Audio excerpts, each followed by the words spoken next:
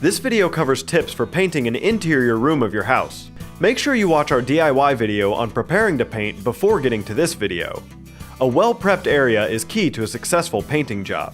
Once you've chosen your paint and it's been mixed at the home improvement store, you will still need to give it a stir at home before you start applying it to the walls. As you stir, tilt the stick so you pull paint up from the bottom of the can as you mix it. Using a brush, start with the edges in the room.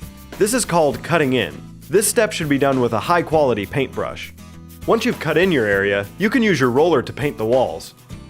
Place a plastic liner in your roller tray to save on cleanup. When pouring your paint into your roller tray, be careful not to overfill the tray.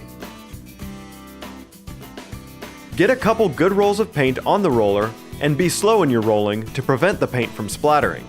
It's suggested that you paint in the same general direction or in the shape of a W.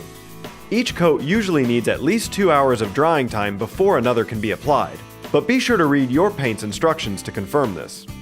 If you start painting but have to take a break before the final coat, then be sure to cover your roller tray and any paint cups. Also, wrap your rollers and brushes with plastic wrap or a plastic grocery bag. If you must wait longer than 24 hours before your next coat, you may need to rinse out your brushes to store them and throw away and replace any used rollers. You don't want any dry paint on them when you start back up again. After your final coat, save any unused paint by pouring it back into the can.